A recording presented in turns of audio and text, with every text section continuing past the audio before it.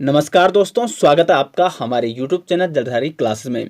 दोस्तों, उत्तराखंड सामान्य ज्ञान की इस ऑनलाइन कोर्स सीरीज में आज हम आपके ला रखे हैं एक स्पेशल टॉपिक और बहुत ही महत्वपूर्ण टॉपिक, उत्तराखंड वनों का इतिहास, वन अधिनियम, वन नीति और वन आंदोलन। तो ये जो सीरीज चलने वाली हमारी वनों का इतिहास, वन अधिनियम, वन एक्ट, वन नीति से संबंधित, इसमें काफ़ी वीडियो आएंगी, लगभग 7 या वीडियो आएंगी, 7 या 8 वीडियो तक आ जाएंगी इसमें। और यहाँ पे हम पूरी डिटेल्स इसके बारे में चर्चा करेंगे, क्योंकि बहुत ही इंपॉर्टेंट टॉपिक है एग्जाम की दृष्टि से, जो कि उत्तराखंड की आगामी परीक्षाएं हैं। ग्रुप सी हो गया, मतलब जिसमें भी उत्तराखंड जी के आता है, उत्तराखंड पीसीएस हो गया, पुलिस हो गया, जिस भी एग्जाम की आप तैयारी कर रहे हैं और जिसमें उत्तराखंड जी के पूछा जाता है, तो बहुत ही इंपॉर्टेंट ये टॉपिक होने वाला है। इसलिए आपको इस टॉपिक पर अच्छे से ध्यान देना है। बेसिक कॉन्सेप्ट से मैं आपको यहाँ पे क्लियर कराऊंगा और अच्छे से आपको नोट्स भी बनाने हैं साथ साथ। जहाँ पे आपको समझ में नहीं आता है, कमेंट बॉक्स में खुला पड़ा है, कमेंट बॉक्स में आप पूछ सकते हैं। हम आपके क्वेश्चन का, जो आपकी क्वेरीज होगी, उसका आंसर देने यहाँ पे कोशिश करेंगे। दोस्तों, हमारी जो सीरीज चल रही है, वैसे तो इसमें मैं हिस्ट्री की भी काफ़ी वीडियो बना चुका हूँ। हिस्ट्री की अब लगभग कुछ ही वीडियो बची है, तो उसके बाद हिस्ट्री यहाँ पे कंप्लीट हो जाएगी। और जियोग्राफी की भी काफ़ी वीडियो बन चुकी है। और यहाँ पे हम माफ़ी चाहते हैं कि वैसे हमारे जो कंटिन्यू चल रही थी सीरीज़, उसमें बीच में यानी लगभग 10-15 दिनों से वीडियो नहीं आ पाई है। कुछ कारण ऐसा हो गया था कि मतलब कुछ कारणवश यहाँ पे वीडियो नहीं बन पा रही थी। लेकिन अब आपको यहाँ पे कंटिन्यू वीडियो मिलेगी और हम आपको यहाँ पे उत्तराखंड जीके का कंप्लीट जो संपूर्ण सिलेबस है उसको कंप्लीट कराएंगे। तो दोस्तों, आज शुरू करते हैं आज की वीडियो। तो चलिए दोस्तों, वीडियो शुरू करते हैं। दोस्तों, हम आपके ला रखे हैं उत्तराखंड जीके ऐप, जिसमें आपको उत्तराखंड सामान्य ज्ञान detail notes, Uttarakhand GK MCQ practice set और Uttarakhand competitive exam previous year paper आपको प्रोवाइड किए जाएंगे। तो आपको जाना है अपने गूगल प्ले स्टोर में और यहाँ पे सर्च करना है उत्तराखंड जीके ऐप। यार, यहाँ पे उत्तराखंड जीके ऐप आपको सर्च करना है और यहाँ पे आप देख सकते हो उत्तराखंड जनरल नॉलेज 2020 के नाम से हमारा ऐप है और एसजे ग्रुप का ऐप है। तो इस ऐप को आपको इस क्लिक करना है और इसको आपने इंस्टॉल कर देना है और इसका आपको लुत्फ़ उठाना है। और अगर आपको ये ऐप अच्छा लगता है तो इसको आपको 5 रेटिंग देनी है और साथ ही साथ इसके बारे में कमेंट बॉक्स में अपनी राय ज़रूर दें। दोस्तों, तो आज हमारा टॉपिक है उत्तराखंड वनों का इतिहास, जिसमें हम पढ़ेंगे वन अधिनियम यानी वन एक्ट के बारे में और साथ ही साथ हम कुछ इतिहास में भी जाएंगे। अब देखो, यहाँ पे उत्तराखंड के वनों का इतिहास यदि पढ़ना है तो उससे पहले हमें भारत के वनों का इतिहास, मतलब जो भी घटनाएँ इतिहास में घटी है उनके बारे में यहाँ पे चर्चा करना बहुत ही ज़रूरी है, क्योंकि तभी आपको प्रत्येक टॉपिक यहाँ पे जो भी हम आगे पढ़ेंगे वो समझ में आएगा। क्योंकि जो ये वीडियो बनने वाली है, इसमें लगभग, मतलब जो ये सीरीज चलने वाली है, इसमें लगभग 7 या 8 वीडियो आएंगे टोटल, ठीक है। तो तब आपको यहाँ पे अच्छे से समझ में आएगा जब आप शुरू से यहाँ पे इंट्रोडक्शन आपका, मतलब बेसिक कॉन्सेप्ट आपका क्लियर होगा। तो सबसे पहले हम बात करते हैं भारतीय वन विभाग की। तो भारतीय वन विभाग की यहाँ पे स्थापना हुई थी 1864 में और 1864 में जब भारतीय वन विभाग की स्थापना हुई थी तो इसके जो प्रथम महानिरीक्षक नियुक्त किए गए थे वो थे डेट्रिच ब्रेंडिस, ठीक है। किसको बनाया गया था? भारतीय वन विभाग का प्रथम महानिरीक्षक वो बनाया गया था डेट्रिच ब्रेंडिस को। अब देखो, डेट्रिच ब्रेंडिस कहाँ के थे? ये जर्मन व्यक्ति थे और ये एक वनस्पति शास्त्री थे और यहाँ पे जर्मन से इनको लाया गया था और इनको यहाँ पे प्रथम भारतीय महानिरीक्षक जो कि भारतीय वन विभाग के बने थे, ठीक हो। अब देखो, उसके बाद क्या होता है? 1864 में इंपीरियल फॉरेस्ट सर्विस की यहाँ पे स्थापना की जाती है, आईएफएस। अब देखो, आपने आईएएस का नाम सुना होगा, आईपीएस का नाम सुना होगा, पुलिस सर्विस, उसी प्रकार है आईएफएस यानी इंडियन फॉरेस्ट सर्विस, ठीक है। तो किसके अंतर्गत जाते हैं? जो सिविल सर्विसेज का एग्ज़ाम होता है उसी को क्वालिफाई करके कुछ स्टूडेंट आईएएस में जाते हैं, कुछ आईपीएस में जाते हैं, कुछ आईएफएस में जाते हैं। तो इसी को कहते हैं फॉरेस्ट सर्विस, ठीक है। इंपीरियल फॉरेस्ट सर्विस के नाम से जाना जाता था इसको उस टाइम जब इसकी स्थापना हुई थी 1864 ईस्वी में। तो कई बार एग्जाम में क्वेश्चन बन सकता है इंपीरियल फॉरेस्ट सर्विस की स्थापना कब हुई थी? तो वो हुई थी 1864 में। उसके बाद 1867 में इंपीरियल फॉरेस्ट सर्विस का प्रथम बार एग्जाम कंडक्ट कराया गया, ठीक है। तो कई बार एग्जाम क्वेश्चन आ सकता है कि इंपीरियल फॉरेस्ट सर्विस का एग्जाम प्रथम बार कब कराया गया? तो 1867 में। अब देखो, जब आईएफएस यानी इंपीरियल फॉरेस्ट सर्विस का जब एग्जाम होता था तो जो स्टूडेंट्स क्वालिफाई करते इस एग्ज़ाम को, यहाँ पे उस टाइम यहाँ पे मतलब भारत में ब्रिटिश शासन था और भारत में इतनी सुविधाएं नहीं थी कि यहाँ पे इसका एग्ज़ाम जब मतलब जिन्होंने क्वालिफाई कर दिया उनकी ट्रेनिंग भारत में ही कराई जा सके, क्योंकि न भारत में ऐसा कोई इंस्टीट्यूट था, न कोई कॉलेज था फॉरेस्ट विभाग से संबंधित यानी फॉरेस्ट से संबंधित। तो यहाँ पे क्या हुआ था? 1867 से लेकर 1885 तक, ठीक है। तो 85 तक ये स्टूडेंट्स कहाँ जाते, बाहर के देशों में, यानी जर्मन और ब्रिटिश में ये ट्रेनिंग के लिए जाते थे, और तब जाके ये इंडियन फॉरेस्ट सर्विस में सेलेक्ट होकर यहाँ पे सर्विस करते। लेकिन मतलब कुल मिला के इनको ट्रेनिंग के लिए बाहर जाना पड़ता था। बाद में भले ही देहरादून में जो FRI यानी जो फॉरेस्ट रिसर्च इंस्टीट्यूट का की जब स्थापना हुई, तो बाद में मतलब यहीं देहरादून में उनकी ट्रेनिंग होती थी, लेकिन उससे पहले उनको कहाँ जाना पड़ता, बाहर के देशों में ट्रेनिंग के लिए जाना पड़ता था। तो बाद में FRI के बारे में अभी मैं पूरी डिटेल्स यहाँ पे चर्चा करूँगा इसी वीडियो में। बढ़ते हैं पहले यहाँ पे भारतीय वन अधिनियम के में, ठीक है। तो भारतीय वन अधिनियम देखो, एक होता है अधिनियम और एक होती है पॉलिसी। अधिनियम का मतलब होता है एक्ट, जो कानून बन जाता है जिसका आपको पालन करना पड़ता है, और एक होता है पॉलिसी, यानी किसी कार्य के लिए एक योजना बनाना। तो जो भारतीय वन अधिनियम है, भारतीय वन अधिनियम सबसे पहले जो प्रथम भारतीय वन अधिनियम लागू हुआ वो हुआ था 1865 में। कब लागू हुआ था? 1865 में। और 1865 में अब देखो इसके तहत क्या क्या हुआ, मतलब कौन कौन से नियम कानून बनाए गए थे। अब देखो इससे पहले वनों से संबंधित कोई ऐसा नियम कानून नहीं था, इसलिए क्या है, अंधाधुंध यहाँ पे वनों की कटाई होती रहती। बहुत सारे मतलब गांव के लोग भी वनों में जाते रहते हैं, वो भी अंधाधुंध कटाई करते रहते हैं। उसी प्रकार ठेकेदार भी ठेकों में वनों को देते हैं और अंधाधुंध यहाँ पे कटाई होती रहती। इसलिए वनों का बहुत ज़्यादा ह्रास हो रहा था भारत में। इसलिए वनों को कटाव को रोकने के लिए, रोकथाम के लिए और वनों को संरक्षित करने के लिए भारतीय वन अधिनियम 1865 यहाँ पे लाया गया। अब देखो भारत में 1865 ईस्वी में वनों से संबंधित पहला कानून भारतीय वन अधिनियम लागू किया गया, ठीक है। तो ये है वनों से संबंधित भारत का पहला कानून कौन है, भारतीय वन अधिनियम 1865। इसके तहत सभी वन सरकार के अधिकार में आ गई थी और वनों की अंधाधुंध कटाई पर रोक लगा दी गई थी। अब इस मतलब उस टाइम ब्रिटिश सरकार थी यहाँ पे, तो ब्रिटिश सरकार के अंतर्गत भारत के सभी वन आ गए थे, और मतलब इनके नियम कानून किसके अंतर्गत आ गए थे, सरकार के अंतर्गत आ गए थे। अब यहाँ पे मतलब जो अंधाधुंध कटाई हो रही थी इससे पहले, उसको मतलब यहाँ पे रोका गया नियम कानून बना के, ठीक है। अब देखो उसके बाद क्या हुआ, 1868 ईस्वी में कुमाऊं में वन विभाग की स्थापना हुई। उसके बाद 1869 में गढ़वाल में वन विभाग की स्थापना हुई, और 1885 में, क्योंकि यहाँ पे जो उत्तराखंड था उस टाइम, उत्तराखंड 3 भागों में विभाजित हो रहा था। एक तो था यहाँ पे कुमाऊं मंडल, यानी जो कुमाऊं कमिश्नर थी। दूसरा था यहाँ पे गढ़वाल का क्षेत्र, जो किसके अंतर्गत आता था, ब्रिटिश शासन के अंतर्गत। देखो कुमाऊं तो पूरा का पूरा ब्रिटिश शासन के अंतर्गत आता, लेकिन गढ़वाल यहाँ पे 2 भागों में विभक्त था, एक टिहरी रियासत और एक ब्रिटिश गढ़वाल। तो कुमाऊं जहाँ पे ब्रिटिश शासन था, 1868 में यहाँ पे वन विभाग की स्थापना हुई। उसी प्रकार 1869 में गढ़वाल जो कि ब्रिटिश शासन के अंतर्गत आता था, 1869 में यहाँ पे वन विभाग की स्थापना हुई, और 1885 में टिहरी रियासत में वन विभाग की स्थापना की गई, जिसके प्रथम अध्यक्ष कौन थे, पंडित केशवानंद थे।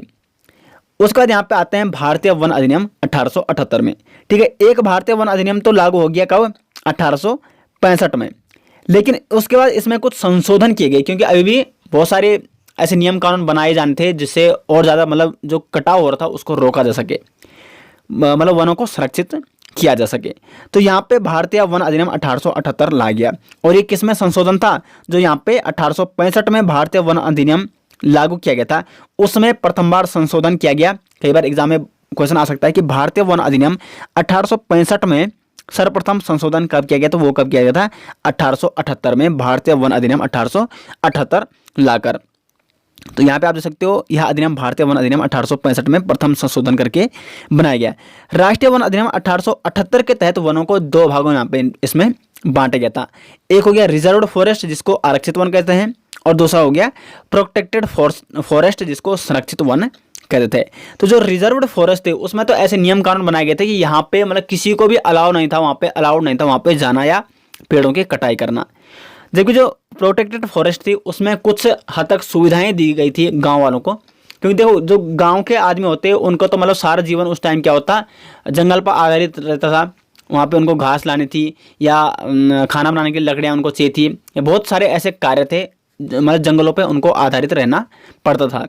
तो जो रिजर्व्ड फॉरेस्ट थे वहाँ वो तो बिल्कुल क्या थे, आरक्षित फॉरेस्ट थे, वहाँ पे मतलब उनको जाने किसी को वहाँ पे अलाउ नहीं था। सरकार ने ऐसे नियम कानून उसमें बना रखे थे।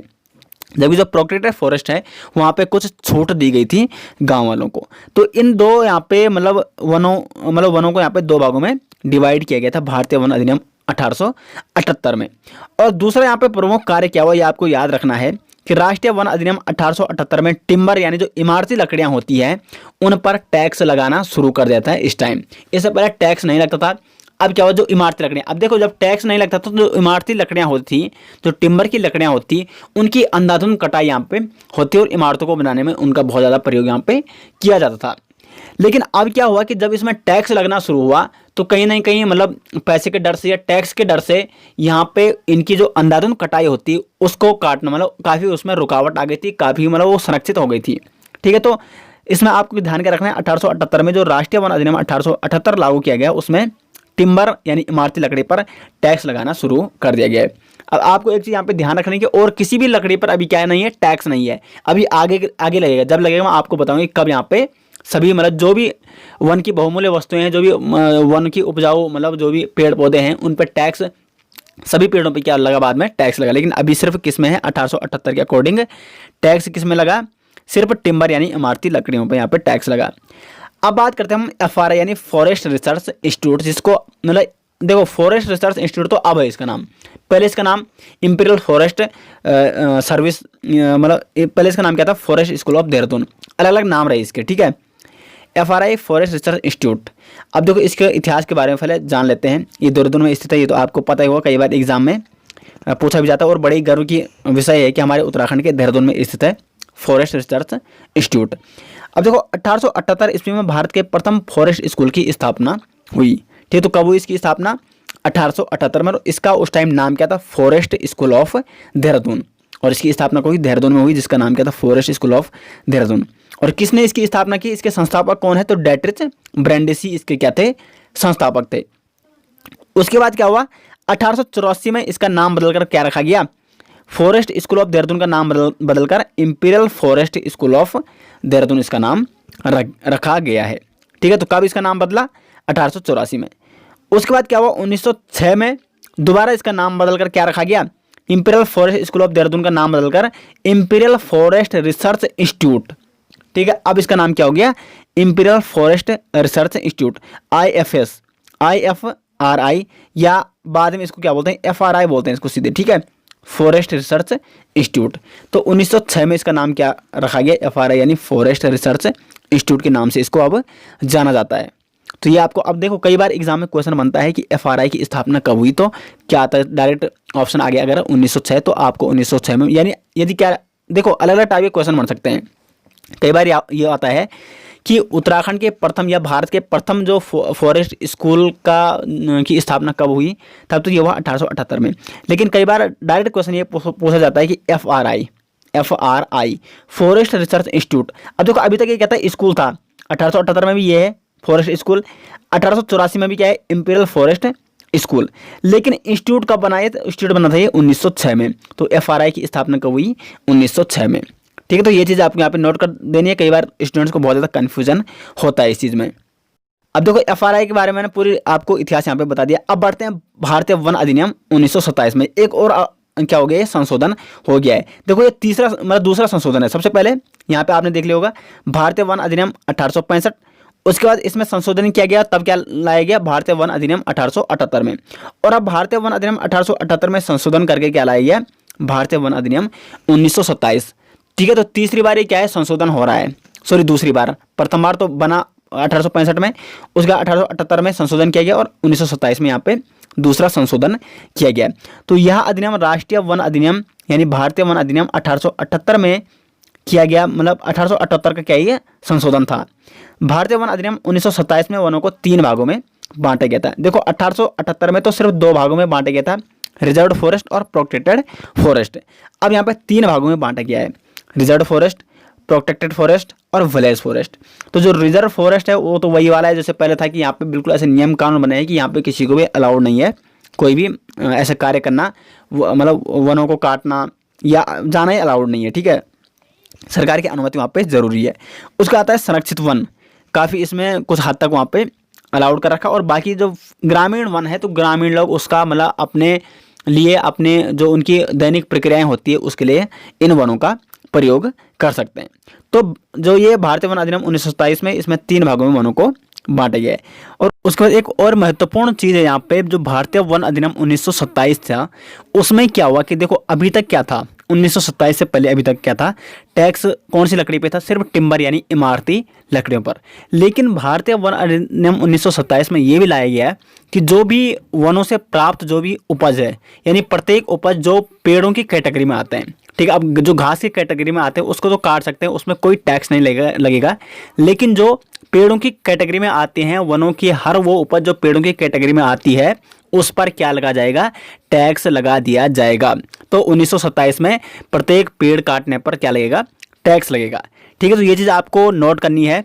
जो भारतीय वन अधिनियम 1927 में इसमें लाया गया है कि प्रत्येक वनों के जो जितने भी पेड़ हैं उन पे क्या लगेगा, टैक्स लगेगा। लेकिन इससे पहले अभी तक क्या था, सिर्फ किस पे लगता, जो टिम्बर यानी इमारती लकड़ियां थी उन पे टैक्स लगता। अब यहाँ पे 1927 के बाद प्रत्येक जो पेड़ की कैटेगरी में आते हैं उस पर भी टैक्स लगेगा। ठीक है, तो ये तो आपको नोट करना है। अब आता है यहाँ पे भारतीय वन अधिनियम 2017, ये भी एक संशोधन है। ठीक है, भारतीय वन संशोधन अधिनियम 2017 अभी किस में संशोधन किया गया, ये संशोधन किया गया है 1927 में। जो भारतीय वन अधिनियम 1927 है उसमें संशोधन किया गया 2017 में। इस टाइम बीजेपी की सरकार थी केंद्र में, और इस टाइम जो क्या थे यहाँ पे जलवायु परिवर्तन मंत्री, पर्यावरण वन मंत्री जो थे हर्षवर्धन जी, उन्होंने लोकसभा में एक यहाँ पे बिल पेश किया। और देखो, सबसे पहले आपको ये समझना है कि इसमें चेंज क्या था। ठीक है, मतलब ये संशोधन क्यों किया जा रहा था।